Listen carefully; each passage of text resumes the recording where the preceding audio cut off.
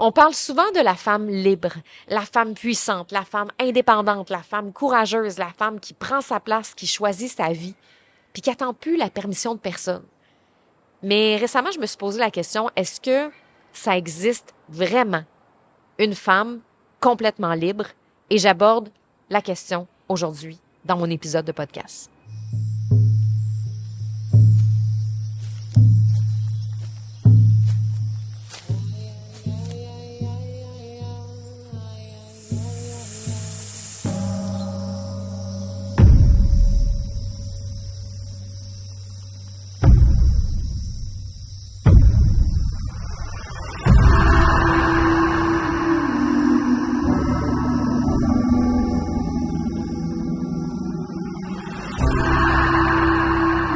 Aujourd'hui, c'est terminé de se taire. T'es pas ici pour plaire, mais pour partager un message, une vérité, une vision pour le monde. Ta voix porte quelque chose de plus grand que toi.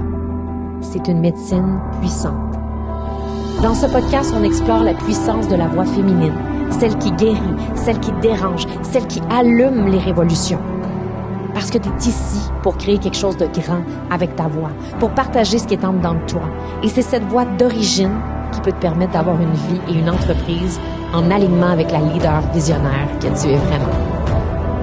Je suis Stéphanie Mété, alchimiste de la voix, et depuis 7 ans, j'ai accompagné plus de 1000 femmes en francophonie à amplifier et monétiser leur voix pour faire rayonner leur expertise. Mon approche mélange des outils concrets d'influence, des pratiques somatiques et psycho-énergétiques pour libérer non seulement la voix, mais tout ce qu'elle porte. Ici, c'est ton espace pour t'autoriser à être prise au sérieux, ton espace pour laisser émerger ta voix révolutionnaire. Aujourd'hui, ça va être un sujet sensible, un sujet qui est peut-être pas pour tout le monde, un sujet qui peut venir éveiller des choses, qui peut venir éveiller des mémoires, éveiller des choses dans ton corps. Donc, tu seras la meilleure personne pour savoir si cet épisode-là est pour toi ou non. Aujourd'hui, je veux parler en fait de ce sentiment-là, cette peur-là viscérale qu'une femme, on peut toutes ressentir au moins une fois dans notre vie, et souvent beaucoup plus qu'une fois. Cette espèce de peur-là, cette espèce d'insécurité-là, de menace qu'on peut ressentir face à un autre homme en face de nous. Et là, je parle d'un homme en particulier. Celui où est-ce qu'on se sent en danger. Celui où on se sent vulnérable. Celui où on se sent une proie face à ses yeux. Ce sentiment-là et cette insécurité-là, elle est féminine. On a bien beau dire qu'on veut être égal, qu'on veut l'égalité des hommes et des femmes, mais on ne pourra jamais vraiment se sentir à 100% égal parce que nous, on va toujours ressentir de la peur, de se promener seul dans le noir, d'arriver dans un autre pays puis de justement être seul pour ses déplacements. On va se sentir souvent insécure dans plein de situations quand tu arrives dans un nouvel endroit et que tu es toute seule avec un homme, quand tu te retrouves dans un taxi avec un chauffeur de taxi. Toutes ces situations-là peuvent éveiller un sentiment de danger à l'intérieur de nous. Et j'ai envie aujourd'hui de te poser une question ultra puissante qui va peut-être éveiller de la colère en toi et qui va peut-être aussi éveiller des grands désirs en toi. Cette question-là est une question ultra puissante qui ne vient pas de moi, qui vient d'une activiste américaine, une féministe, activiste des droits civiques, Danielle Muscato, qui a lancé une question qui est devenue virale en 2018 sur Twitter. Et cette question-là, pour moi, là, c'est une des questions qui m'a le plus marqué dans ma vie, pour vrai. C'est une question ultra puissante et c'est une question qui nous amène à rêver, là, mais genre rêver. Et en même temps, qui vient, en tout cas moi, qui vient éveiller de la colère. Qu'est-ce que tu ferais si tous les hommes avait un couvre-feu à 21 heures. Ouf, ouais. C'est challengeant, cette question-là, parce que ça a deux effets, cette question-là. C'est une question, premièrement, hyper révélatrice, qui, juste dans la question elle-même, on comprend que c'est quelque chose qu'on ne vivra jamais. Juste la question elle-même, c'est une question qui est bouleversante. Et en même temps, il y a comme quelque chose de vraiment beau.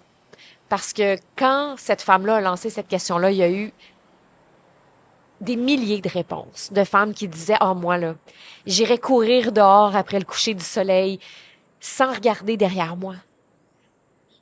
Moi, je ferais juste marcher les yeux fermés sur la plage, puis j'écouterais le son des vagues. J'irais dans un bar toute seule, puis je commanderais des drinks toute la soirée, puis je danserais comme j'ai jamais dansé de ma vie. Puis en plus, je rentrerais à pied, nu-pied. Je prendrais même pas un taxi. J'aimerais ça conduire dans la ville avec une décapotable, puis après aller me coucher dans le sol, regarder les étoiles. Juste m'asseoir là comme dans un parc, puis regarder les étoiles toute la nuit. J'irais me promener dans la jungle ou dans la forêt, puis je me laisserais porter par le son des arbres, des animaux.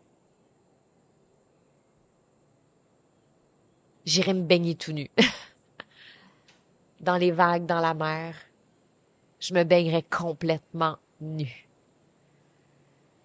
Penser à ces choses-là, ça crée une espèce d'ouverture, d'épanouissement, de liberté, de empowerment, de comme I'm so free. Et on peut vivre ces choses-là de temps en temps dans des moments précis, genre se baigner tout seul, tout nu, dans sa cour, dans sa piscine. Aller se promener dans la petite forêt qu'on a en arrière de chez soi, mais genre c'est limité. On est toujours un peu en prison, même quand on essaie de se créer une forme de liberté. On n'a pas le choix d'avoir des paramètres, les femmes, pour se sentir en sécurité. Donc, est-ce que ça se peut être vraiment libre un jour? Vraiment libre, là, à 100%? Je veux pas être défaitiste. Je veux pas être alarmiste. Mais ma vraie réponse, c'est non. Et on dit souvent que la sécurité, c'est quelque chose d'intérieur, puis qu'on a juste à travailler sa sécurité intérieure, puis que comme ça, on va se sentir tellement libre à 100%. Mais c'est faux. C'est faux, en fait. C'est pas suffisant, la sécurité intérieure et la confiance en soi quand t'as un gars qui arrive, puis que tu te sens vraiment petite parce que lui, il a des gros bras, puis que toi, t'es toute seule au parc. Sorry, là, mais t'as bien beau avoir la plus grande confiance en toi, la plus grande puissance que tu possèdes, puis d'être connecté à ton âme, d'être connecté à ton cœur, d'être connecté à ta force. Ben non, tu te sentiras pas en sécurité à l'extérieur de toi parce que on est dans une société où est-ce qu'on va constamment se sentir comme ça. Et quand Daniel Muscato avait publié cette question-là, je sais que ça fait des années, mais quand même, ça m'a marqué. Ben, ça l'a aussi enflammé, le web. Et il y a des hommes qui étaient pas contents non plus de ça. Puis souvent, ceux qui sont pas contents, c'est vraiment ceux qui sont pas les plus sécuritaires. On va se dire les vraies affaires. Parce que là, il y a des femmes qui ont dit, mais pourquoi est-ce qu'on fait pas ça, tout simplement? Mettre des couvre-feux aux hommes. Pourquoi est-ce que c'est nous qui doit se priver? Pourquoi est-ce que c'est nous qui doit se priver d'aller au bar le soir? Puis de tout le temps regarder son verre parce qu'on a peur qu'il arrive quelque chose? Pourquoi est-ce que c'est nous qui doit toujours s'empêcher de faire certaines choses? Et oui, ça vient éveiller, ça vient enflammer, ça vient sortir une colère. Pourquoi est-ce que c'est à nous de piler sur nos rêves, piler sur nos désirs? Parce qu'on ne se sent pas en sécurité et on se sent en danger. Et j'ai vécu une situation comme ça récemment. Et ce qui est toujours particulier quand on se sent pas en sécurité, puis tu sais, ça m'est arrivé à plusieurs fois dans ma vie, puis pour avoir vécu aussi de la violence conjugale, j'ai eu des moments dans ma vie où c'était très, très, très, très dangereux.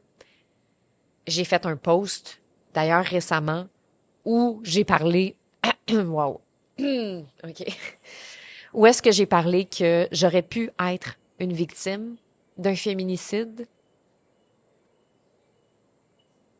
il y a de ça plusieurs années, où est-ce que mon ex a essayé de me noyer. J'ai hésité à en parler longtemps.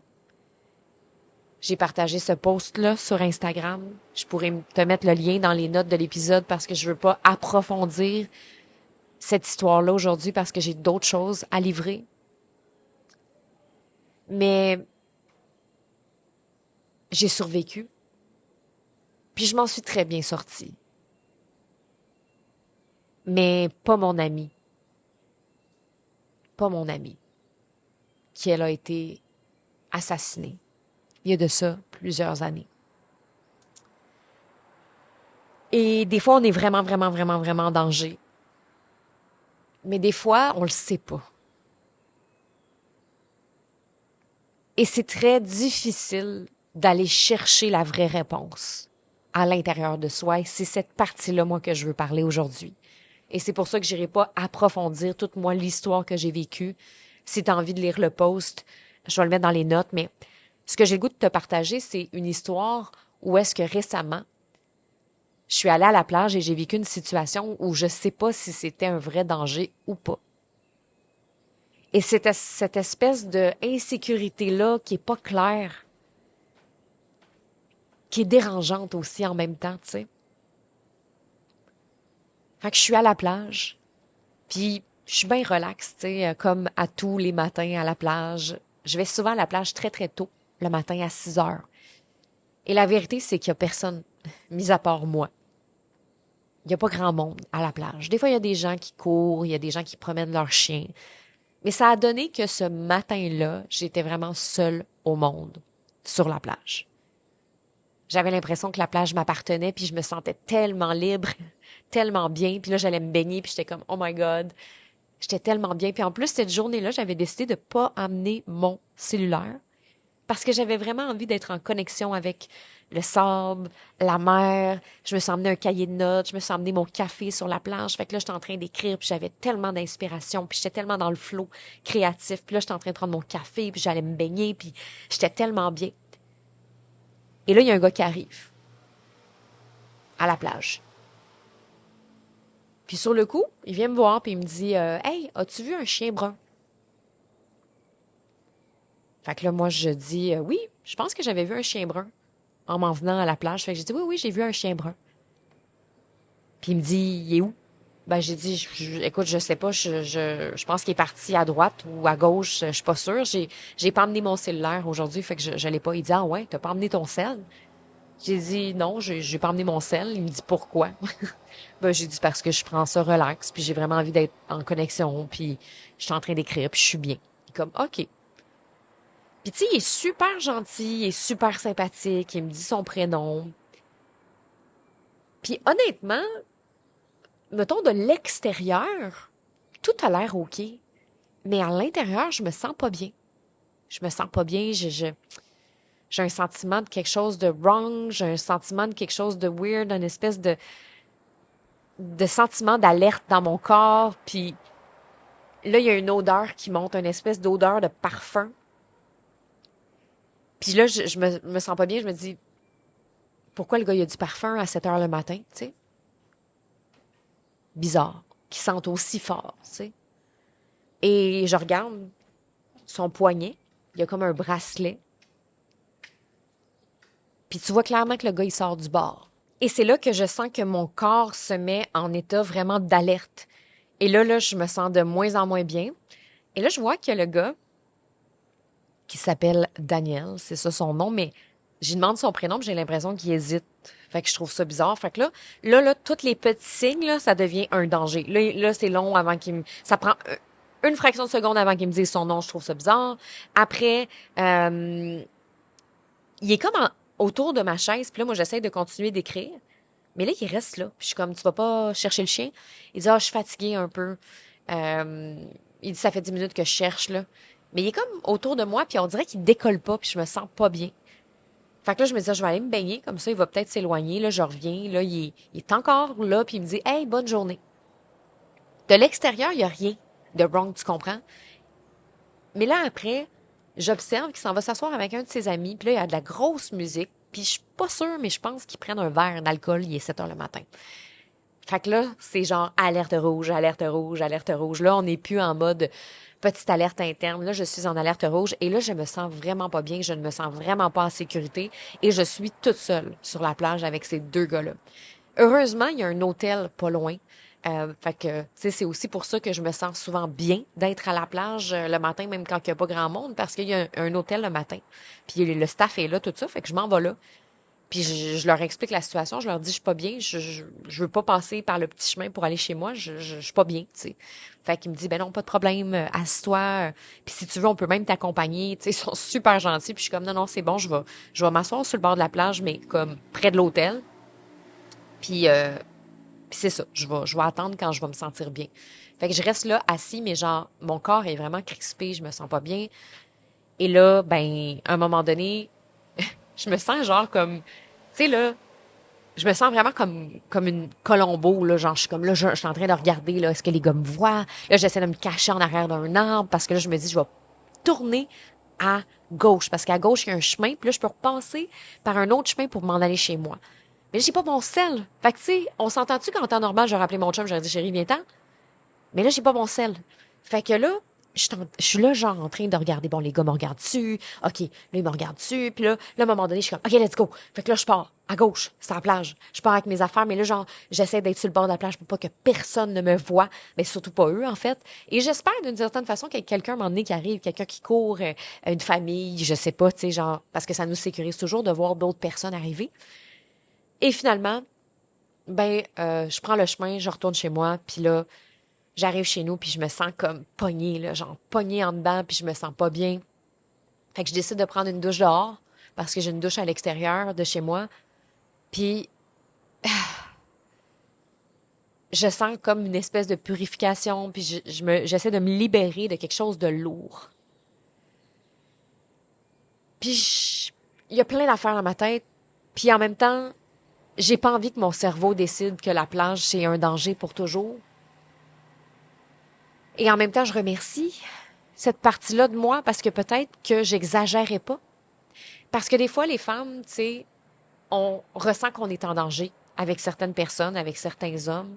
Et j'ai le goût de te dire que ton instinct a le droit d'exister. Et t'as pas besoin de te convaincre que t'exagères. Tu te sens pas bien, tu t'en vas, genre. Tu fucking quit. C'est ça que j'allais dire. Tu pars, tu changes de spot. T'appelles quelqu'un, si t'as ton sel. Puis j'ai compris cette journée-là qu'il fallait que j'emmène mon sel avec moi parce que je suis une femme. Parce que je suis une femme, j'ai besoin d'amener mon sel avec moi. Parce que oui, ça a un sentiment de sécurité. Oui, ça me permet de me sentir plus en sécurité. Il faut pas se sentir coupable de ça. C'est juste une réalité. C'est important de respecter le signal interne qui est là. Tu sais, moi, j'ai voyagé toute seule.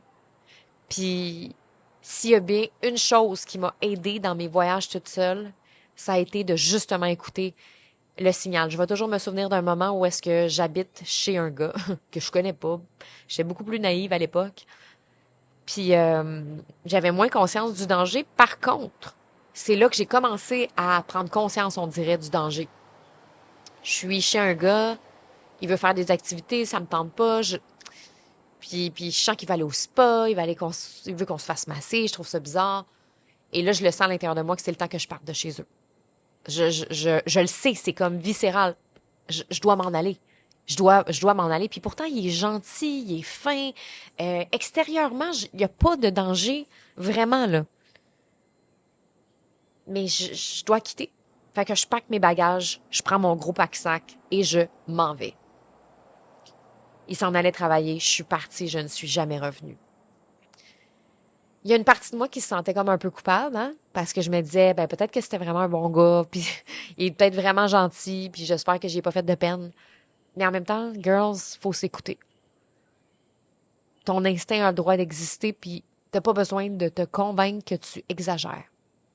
En même temps, je comprends que des fois, on peut avoir vécu des choses difficiles, comme moi, quand, par exemple, après avoir vécu ma relation de violence conjugale, j'ai été en hypervigilance pendant longtemps, puis tous les gars étaient un danger. Puis là, c'est là qu'il faut faire attention aussi. En fait, ce qui arrive, c'est qu'il faut faire la différence entre une intuition et la peur résiduelle. L'intuition, c'est je le sens, je pars. Ben, en fait, je le file pas, je pars.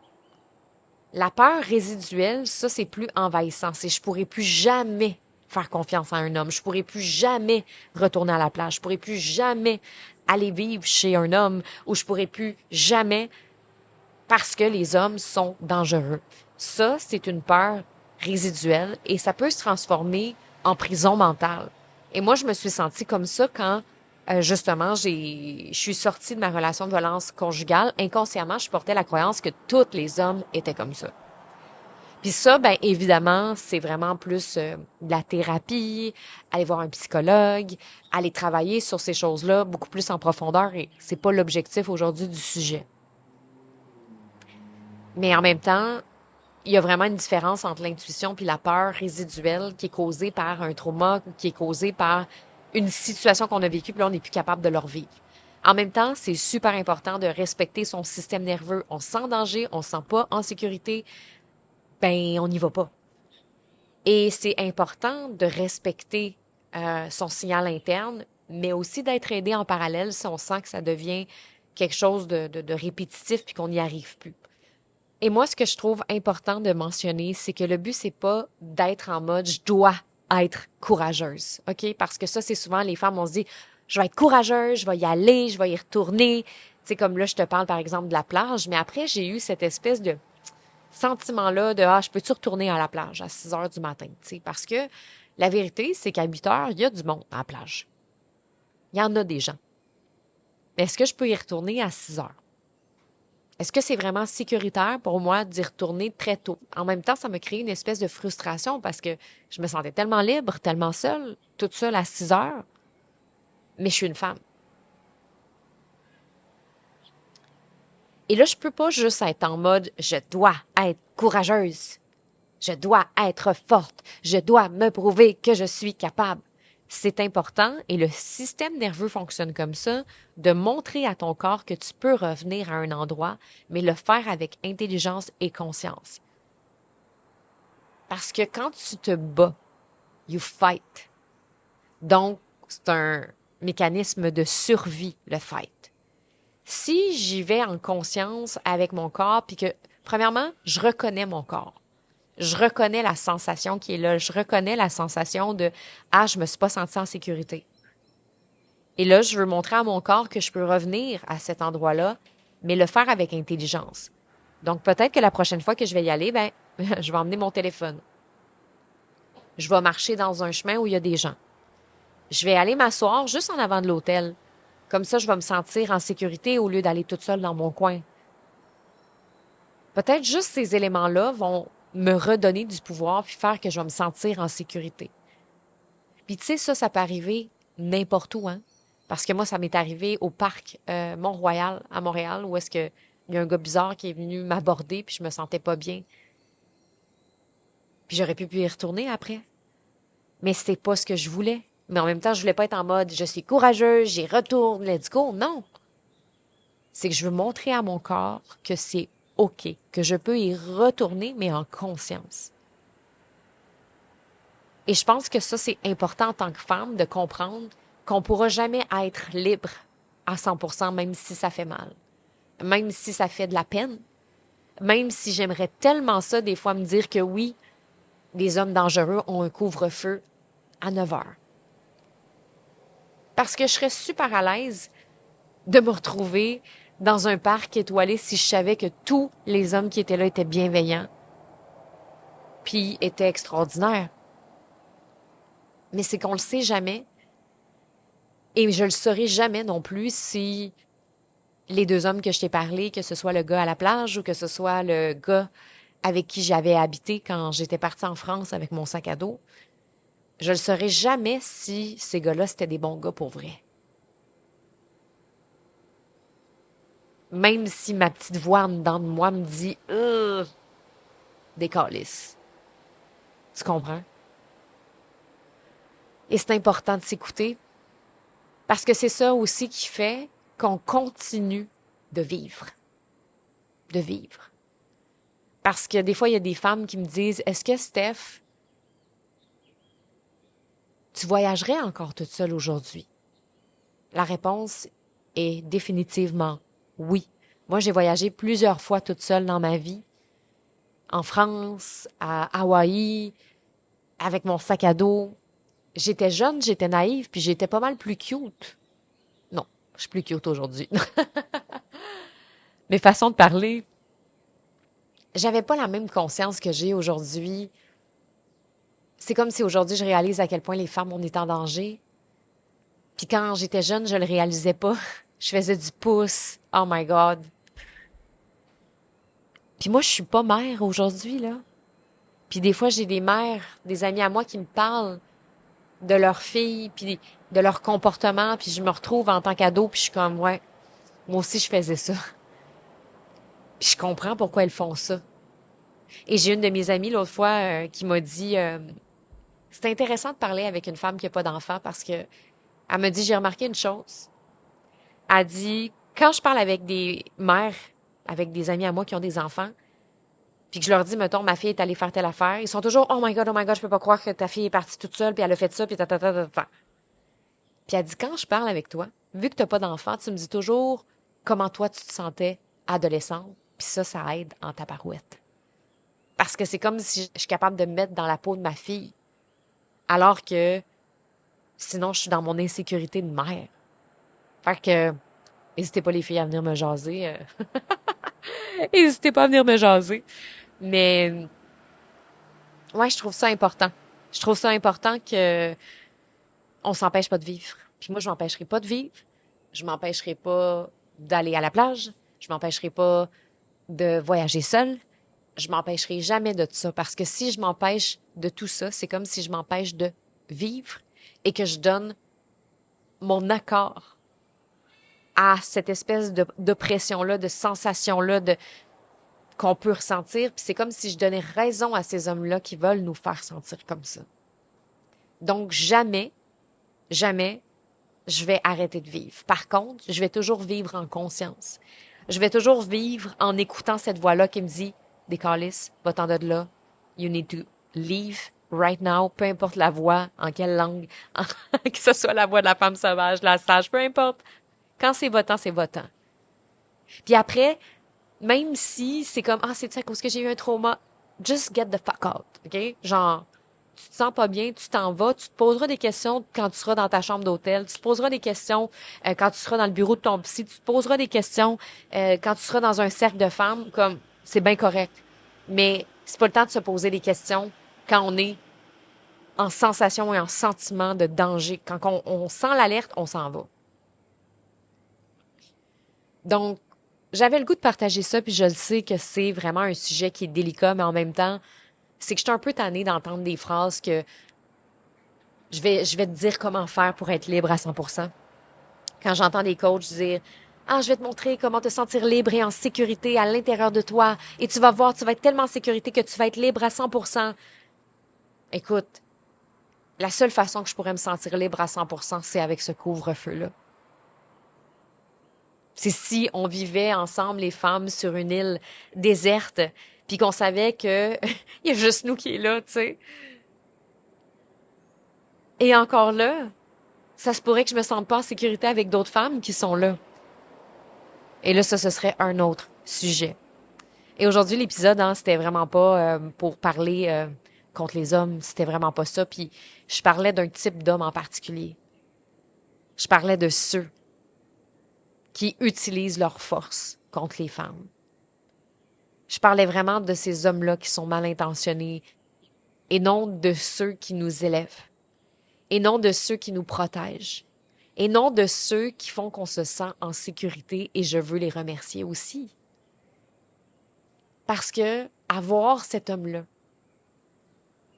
comme mon chum par exemple, où est-ce que quand je suis avec lui, je le sais que je peux me sentir en sécurité puis qu'il m'arrivera rien, ça vaut de l'or. Ça vaut de l'or. Et c'est pas parce qu'on a besoin d'être sauvé mais parce qu'on a besoin d'arrêter de survivre. On a besoin d'hommes qui comprennent que notre liberté commence pas quand on est courageuse. Elle commence quand notre corps se sent assez en sécurité pour respirer. Parce que dans le fond, c'est ça qu'on veut, c'est ça qu'on demande. On demande pas la lune, on demande la nuit, on demande la plage. On demande le droit de marcher, de courir, de danser, de rentrer chez nous sans avoir à calculer chaque bruit, chaque pas derrière nous.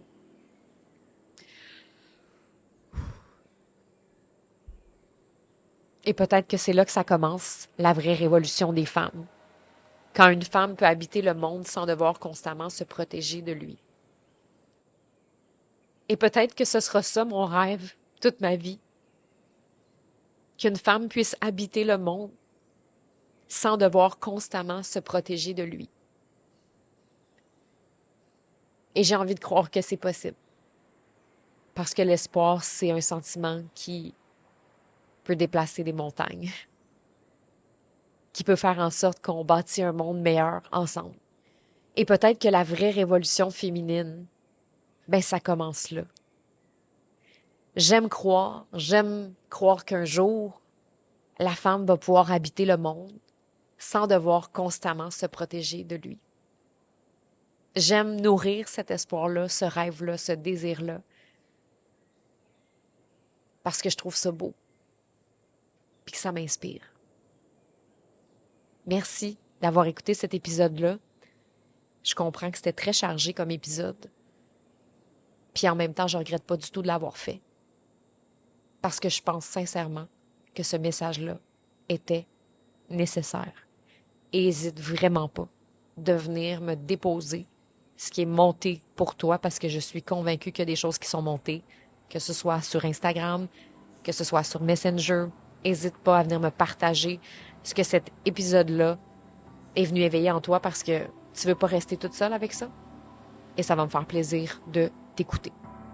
On se retrouve la semaine prochaine pour un autre épisode.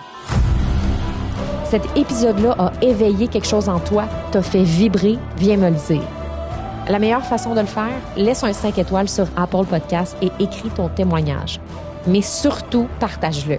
Envoie cet épisode-là à une femme que t'aimes. Une femme qui, elle aussi, aurait besoin d'entendre ce message-là. Parce qu'en l'écoutant, elle pourrait, elle aussi, commencer à libérer sa voix ou à retrouver sa puissance. Et c'est ça, élever nos voix ensemble. Je te dis à bientôt.